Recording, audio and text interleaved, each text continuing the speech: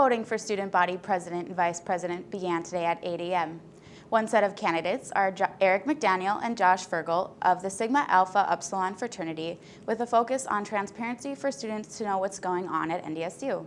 The second set is Robert Kringler and Aaron Weber, both members of the fraternity Delta Delta. The two want to improve campus safety.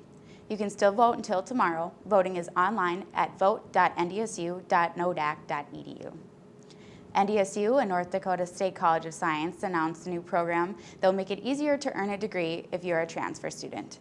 The institutions have signed a reverse transfer agreement declaring that students who transfer to NDSU from NDSCS can apply credit from both schools towards an associate degree. Officials plan to identify and contact those eligible in the fall.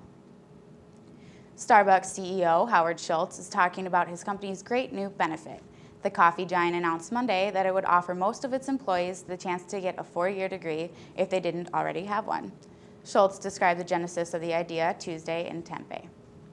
We went to our employee base and we asked them a year and a half ago if we could create a new significant incremental benefit, what would it be? And over 70% said access to a college degree.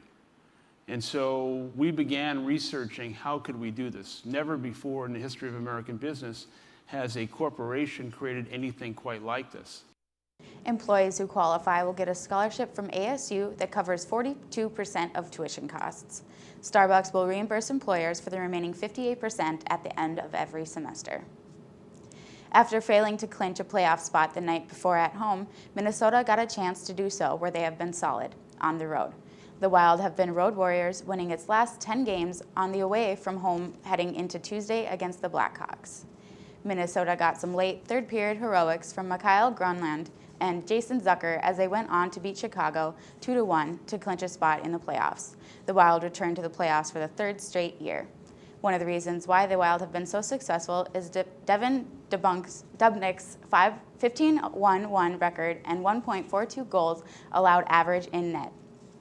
And now let's take a look at the weather brought to you by the Map Bus. Today will be mostly sunny with a high of 47. Tomorrow a chance of rain. The weekends will be mostly sunny as well, highs in the upper 60s. We'll start off next week with a high of 62 on Monday. This has been an SU TV News update brought to you by the NDSU Bookstore. And we really